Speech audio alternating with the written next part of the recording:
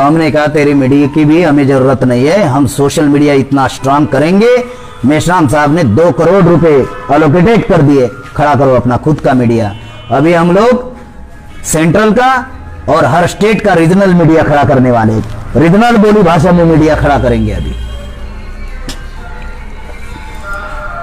अगर दुश्मन के विरोध में अगर लड़ाई लड़नी है तो खुद को आपको हर चीज में सक्षम बनना होगा। तो ये जो विधेयक पालिका है, जहां पर विधेयक पारित होते हैं, वो विधेयक पालिका उनके नियंत्रण में। कानून बनाने का अधिकार सुप्रीम कोर्ट को नहीं है, पार्लियामेंट को है।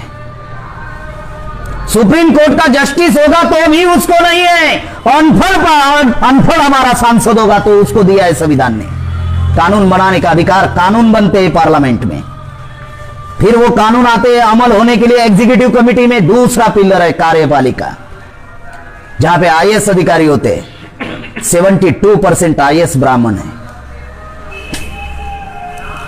तो बहुत सारे लोग कहते हैं अरे ये तो जल रहा है ब्राह्मण से, भाई आप भी रात दिन मेहनत करो, आप भी आईएएस बनोगे।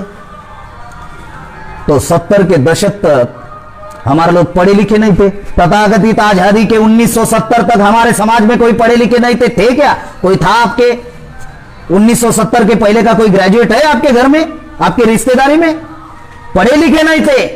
तब ब्राह्मण लिखकर भेजता था candidate not available for this post. अभी लाखों करोड़ों बच्चे हमारे ग्रेजुएट पोस्ट ग्रेजुएट होकर बाहर आए, अभी क्या कहते हैं? Candidate available but those available are not suitable. आप कहते हो आप रात दिन अभ्यास करो, आप भी आईएएस बन जाओगे। अरे भाई इधर लगा दी, ओबीसी के 314 बच्चे 2015 में आईएएस हुए, ट्रेनिंग हुई, बस ज्वाइन होना था, क्रीमिलियर लगाकर रिजेक्ट कर दिया। 72% आईएएस ब्राह्मण है। करीबन 90 जिलों के आसपास कलेक्टर पूरे भारत में हम एससी एसटी ओबीसी के हैं, और करीबन 557 जिलों के कलेक्टर एक जात ब्राह्मण है।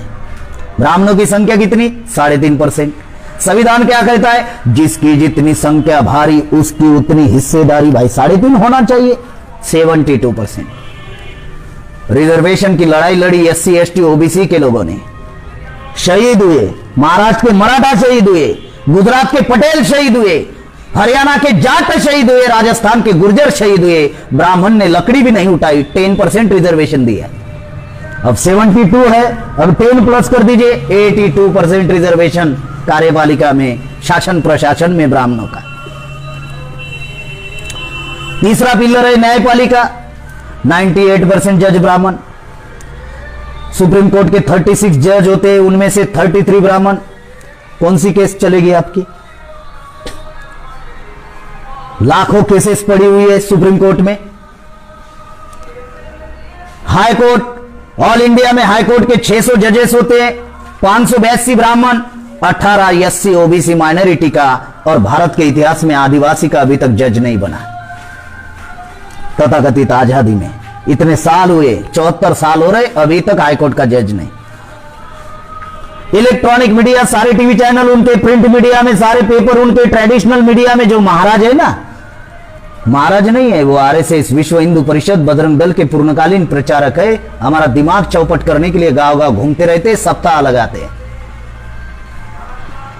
वो प्रचारक है, जैसे मैं बाम से राष्ट्रीय आदिवासी एकता परिषद का प्रचारक हूं।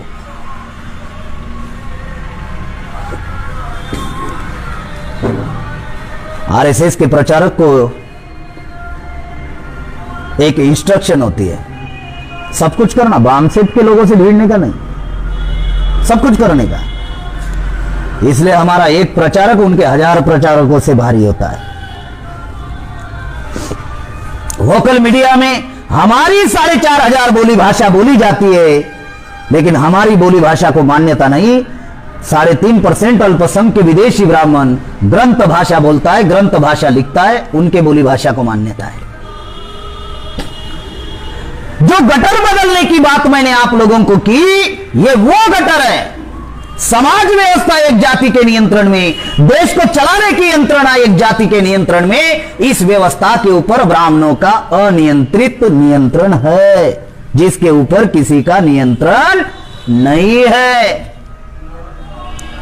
जहां से गंदा पानी बाहर आ रहा है, उस गंदे पानी को हम लोग बदलना चाहते हैं, पानी को नहीं, गटर को बदलना चाहते हैं। थोड़ा समय लगेगा, चलेगा। यह आंदोलन कल होने वाला नहीं है, परसों होने वाला नहीं है। थोड़ा पेशेंस रखना होगा। 10 साल का हम लोगों ने टास्क लिया है, 10 साल का हम लोगों ने टास्क लिया है। 10 साल में किसी भी परिस्थिति में 6 लाख गांव में और 6000 जाति में यह संगठन हम लोग पहुंचाएंगे, कोई हमारे साथ आए या ना आए। लेकिन गलत तरीके से ना समाज को तैयार करेंगे और गलत तरीके से काम करने वाले लोगों को साथ में भी लेकर काम नहीं करेंगे। जो उद्देश्य, विचारधारा और कार्य प्रणाली के दायरे में रहकर जो कार्य करेगा वो इधर रहेगा, जो नहीं करेगा एक तो वो खुद निकल जाना है, नहीं तो निकाल देंगे। क्योंकि किसी एक गलती की वजह से अभी करोड़ों पीढ़ियों को गुलामी में हम धकेलना नहीं चाहते, हमारी एक गलती की वजह से। इसलिए उद्देश्य, विचारधारा, ये उद्देश्य है व्यवस्था परिवर्तन, इससे बिल्कुल कॉम्प्रोमाइज नहीं होगा। विचारधारा है 15 बनाम 85, बिल्कुल कॉम्प्रोमाइज नहीं होगा।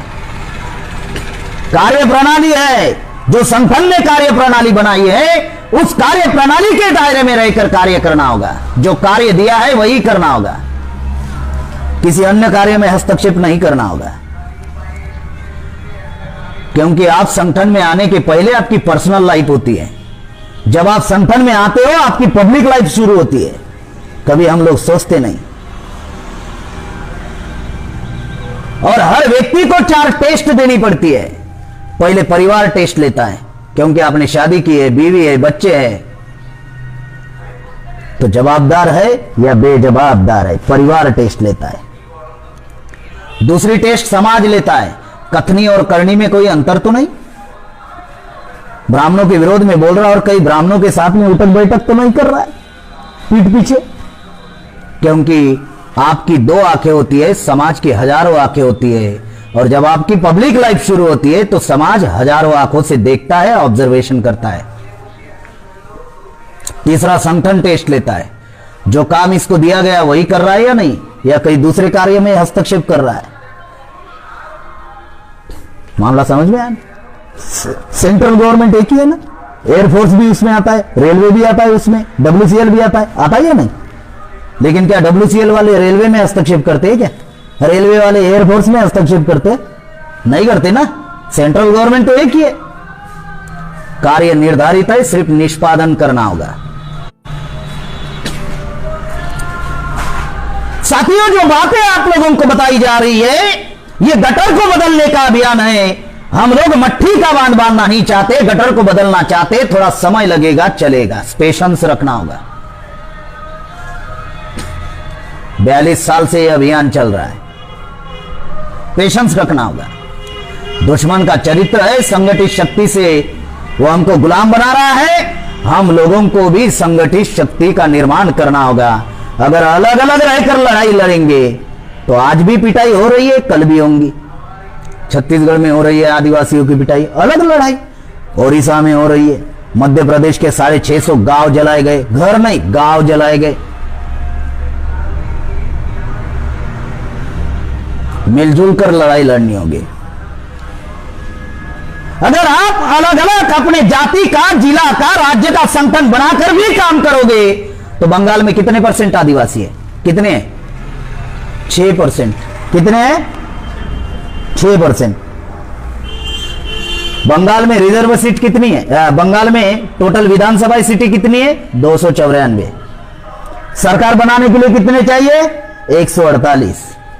आप कितने % हो? 6%। रिजर्व कितनी सीटें है बंगाल में? 16। सरकार बनाओगे?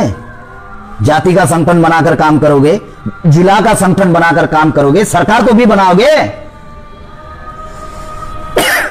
फिर क्या करना पड़ेगा? फिर आपको तो टीएमसी के पास जाना होगा, सीपीआई के पास जाना होगा, कांग्रेस के पास जाना होगा, बीजेपी के पास जाना होगा। जिन्होंने सत्यानाश किया उनके पास जाकर या उनको पास में लेकर कल्याण होगा क्या? है कल्याण होगा? शेड्यूल कास्ट के भी लोग अगर ऐसा सोचते तो शेड्यूल कास्ट बंगाल में सिर्फ 22% है, सीटें सिर्फ 68 रिजर्व है। सरकार बनाने के लिए 148 चाहिए। अगर शेड्यूल कास्ट के भी लोग ऐसा सोच रहे हैं, संभव नहीं है। इसीलिए ये हजारों जातियों को बाबा साहब आंबेडकर ने 4 कैटेगरी में लाया, एससी, एसटी, ओबीसी, माइनॉरिटी। हमें सिर्फ 4 कैटेगरी को इकट्ठा करना है। इकट्ठी करने वाली विचारधारा का प्रचार और प्रसार करना होगा, भावनिक नहीं कि पहले इधर जुड़ाएंगे। बहुत खास बात बता रहा हूं, ये थीम है, अभी समय है सुधर जाओ। नहीं सुधरोगे तो समाज जाग जाएगा, समाज जाग जाएगा। कैसे जागेगा? बामसेप मैदान में है, समाज जरूर जागेगा।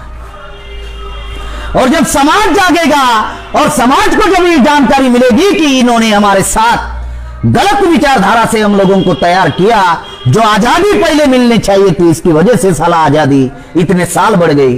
कितने जीते खाओगे? फिर घूमने फिरने लायक रहेंगे? घर से बाहर निकलने लायक रहेंगे? हैं? इसलिए वामसेप ने उन लाखों संगठनों को भी एक अवसर दिया और वामसेप ने एक मंच बनाया, बहुजन क्रांति मोर्चा। और उन लाखों संगठनों को कह रहे हैं, संगठन बनाया है मत छोड़ो। चलो बनाया है तो छोड़ो मत। ये बहुजन क्रांति मोर्चा एक मंच है, संगठन नहीं है, और ना ही इसका कोई राष्ट्रीय अध्यक्ष है। इसलिए हम लोग कहते हैं कि आप भी अपना झंडा डंडा एजेंडा लेकर आइए, हम भी अपना झंडा डंडा एजेंडा लेकर आते हैं। अगर मिलजुल कर ये लड़ाई लड़ते हैं, आज हमारी पिटाई हुई है, हो रही है, कल हम पिटने लायक बन सकते हैं। अलग अलग रहकर लड़ाई लड़ेंगे तो ना राष्ट्रीय साधन संसाधन निर्माण होंगे, क्योंकि पैसा लाखों संगठनों में समाज का डिवाइड हो जाएगा, समय लाखों संगठनों में डिवाइड हो जाएगा, बुद्धि लाखों संगठनों में डिवाइड हो चुकी है। अब हम लोगों को एक मंच पर आकर ये लड़ाई लड़नी होगी, ये मात्र विकल्प है। और इस विचारधारा को जो मानते उनको साथ में लेकर चलना है। जो नहीं मानते तो उनकी गुलामी उनको मुबारक, उनकी आजादी उनको मुबारक। ये क्राइटेरिया, ये समझाने के लिए आपके बालूरघाट में आया हूं। ये तरीका है हमारा कार्य करने का। हमारे साथ 10 लोग आए ना आए चलेगा, लेकिन गलत तरीके से हम किसी भी प्रकार का कोई कार्य करना नहीं चाहते। जो बात है वो स्पष्ट बताना चाहते, कोई भी चीज छुपाना नहीं चाहते। 2006 से काम कर रहा हूं, अभी 15वां साल मुझे चल रहा है। करीबन 30 स्टेट में मेरे प्रोग्राम हुए, 322 जिलों में, ऑल इंडिया में। यूट्यूब पर जाओगे करीबन 600-500 स्पीचेस मेरे मिलेंगे आप लोगों को, बहुत सारी जानकारी आपको मिलेगी। लेकिन अभी एकमात्र विकल्प है, अलग अलग रहकर लड़ाई लड़ेंगे तो समाज का सत्यानाश होगा, मिलजुल कर लड़ाई लड़ेंगे तो आजादी मिलेगी। वामसेप आज 31 राज्य का संगठन है, 550 जिलों का संगठन है, करीबन 4,500 तहसील में हमारी यूनिट्स है। भारत में 55,000 ब्लॉक है, 22,000 ब्लॉक में यूनिट है। भारत में 7,20,000 गांव है, 2.5 लाख गांव में हमारी यूनिट है।